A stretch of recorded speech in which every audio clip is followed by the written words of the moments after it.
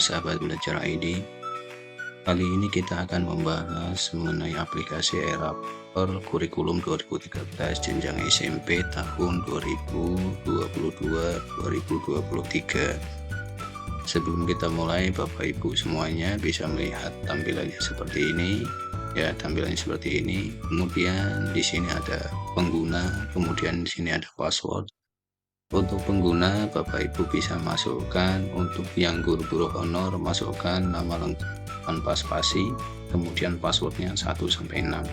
Untuk yang PNS ataupun ASN bisa memasukkan NIP, kemudian passwordnya 1-6.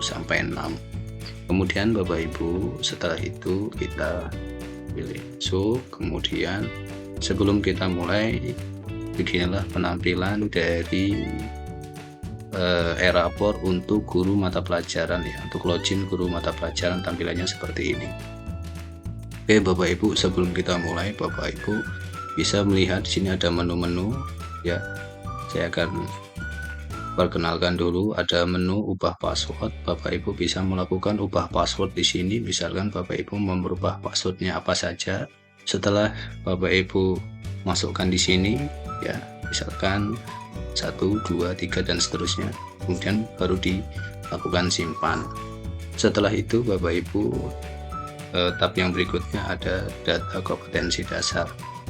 Data kompetensi dasar ini Bapak Ibu bisa melihat di sini ada pilihan mata pelajarannya. Kita pilih ini sebagai contoh saja, maka yang tampil banyak sekali seperti ini ya. Bapak Ibu kalau memang ini ngerasa ini mengganggu, Bapak Ibu bisa nonaktifkan ya, bisa nonaktifkan. Tapi kalau memang tidak ya tidak apa-apa, seperti itu. Ini sudah dinonaktifkan. Tapi kalau memang Bapak Ibu mau mengaktifkan ya bisa, atau nonaktifkan juga bisa, seperti itu. Tapi kalau memang ini dirasa tidak mengganggu ya, karena banyak sekali seperti ini ya, tidak apa-apa. Jadi ini abaikan saja. Kemudian tab berikutnya ada data capaian akhir fase. Data capaian akhir fase ini memang terbaru ya di Erapor di semester ini. Untuk yang semester kemarin, yang untuk tahun kemarin itu tidak ada, baru di semester ini baru muncul ada keterangan data elemen dan subelemen dimensi profil pelajar Pancasila. Seperti ini penampilannya. Tapi tidak apa Bapak Ibu, tidak apa-apa, ini tidak perlu diedit atau diisi, biarkan saja ya, ini dibiarkan saja. Setelah itu Bapak Ibu bisa masuk ke menu input data dan nilai, dan sub yang pertama adalah input tujuan pembelajaran. Pada input tujuan pembelajaran Bapak Ibu nanti bisa mengisikan di sini. Tapi sebelum itu saya jelaskan sedikit mengenai input tujuan pembelajaran. Ini sangat erat hubungannya dengan data kompetensi dasar. Seperti itu. Jadi pertama yang harus kita lakukan untuk mengisi pada menu ini ya, Bapak Ibu bisa pilih tambah tujuan pembelajaran. Ya, bisa pilih data tambah tujuan pembelajaran ya. Sini pilih kelasnya, misalkan kelas 8A, kemudian jumlah tujuan pembelajaran yang akan ditambahkan. Terserah berapa saja, misalkan ada 2, ada 3, terserah, disesuaikan dengan yang Bapak Ibu kehendaki. Misalkan saya pilih 3. Setelah itu kita pilih mata pelajarannya, kemudian mata pelajarannya kita pilih di ini. Nah, pada tujuan pembelajaran ini sangat erat hubungannya dengan data kompetensi dasar. Jadi Bapak Ibu bisa mengisi ini, bisa juga Bapak Ibu ambil dari copy paste dari data kompetensi dasar. Misalkan Bapak Ibu ngambil dari sini. Misal ini ya Bapak Ibu, ini Bapak bisa mengambil di sini. Misal ini, kemudian di copy, kemudian bisa dipindahkan ke sini. Ya, ini ya. Karena tadi kita milihnya 3, maka kita pilih 3. Ya, 1, 2, 3. Kemudian yang pertama sudah kita copy, tinggal dipastekan di sini. Nah, seperti ini. Kemudian atau Bapak Ibu bisa mengetikkan sendiri, misal kita ketikkan sendiri tujuan pembelajarannya apa juga bisa, seperti ini. Setelah itu kita baru lakukan simpan. Ya, sudah berhasil disimpan, kemudian kita pindah ke tab input nilai. Pada menu ini Bapak Ibu, yang pertama dilakukan pilih kelasnya dulu, kemudian mana yang mau diisi ya. Nah, pada tampilan ini ada nilai, kemudian capaian kompetensi yang tercapai, capaian kompetensi perlu peningkatan. Nah, pada input nilai ini berbeda dengan input nilai di semester kemarin, di aplikasi yang kemarin ya Bapak Ibu. Di aplikasi e-rapor yang kemarin itu ada nilai harian, kemudian ada nilai PTS, kemudian ada nilai PAS.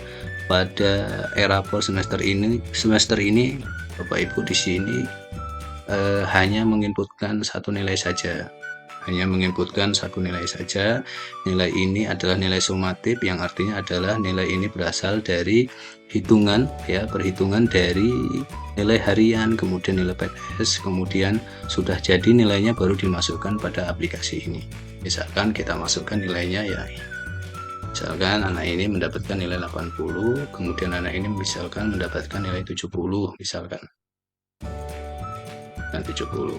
Nah, setelah itu kita pilih di capaian kompetensi ini, anak ini masuk kategori yang mana nih, capaian kompetensi yang tercapai ataukah dia masuk capaian kompetensi perlu peningkatan. Misalkan kita pilih yang ini, atau kita pilih yang ini. Nah, kalau memang ini ada 3 sebaiknya dipilih, semuanya harus terisi. Tapi kalau Bapak Ibu milih 2 juga harus diisi ya, Bapak Ibu semuanya ini harus diisi, jangan sampai ada yang tertinggal, diisi semuanya. Dia masuk kategori yang sebelah sini kah atau masuk kategori sebelah sini kah untuk siswa ini. Mungkin berbeda dengan siswa yang nomor 2. Nah, nanti tinggal disesuaikan dengan keadaan siswanya.